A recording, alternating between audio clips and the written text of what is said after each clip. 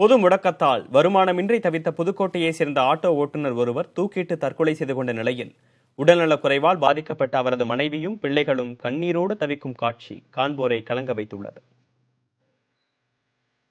கணவரை இழந்த சோகத்தோடு பிள்ளைகளின் எதிர்காலம் என்னாகுமோ என்ற கவலையால் கண்ணீருடன் இருக்கும் இந்த தாயின் வலி சொல்லற்கரியது.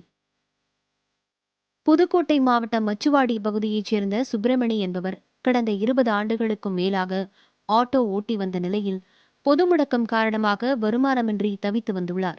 இதனால் உடல்நலக்குறைவால் தவித்து வரும் மனைவியின் மருத்துவ செலவிற்கு பணம் இல்லாமலும் பிள்ளைகளின் எதிர்காலத்தை நினைத்தும் கவலைப்பட்டு வந்த சுப்பிரமணி தூக்கிட்டு தற்கொலை செய்து கொண்டார்.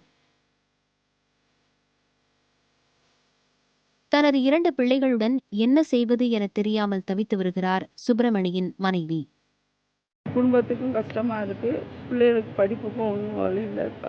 ஏன்னா சாப்பாட்டுக்கு வழி இல்லை. இந்த இந்த இந்த கொரோனா கொடுக்குறாங்கல்ல, அந்த அரிசியை தான் வாங்கி வச்சுக்கிட்டு தான் சாப்பிட்டோம். 3 மாதமாகவே வீட்டு வாடகை கொடுக்கல. பிள்ளைய படிப்புக்கும் வேணும், வீடு வாசனும் இல்லை. எனக்கு எந்த வருமானம் நல்லா தான் 2 நல்லா இருந்தாங்க, எந்த பிரச்சனையும் இல்லாமல். இப்போ தூக்கு போட்டாங்க.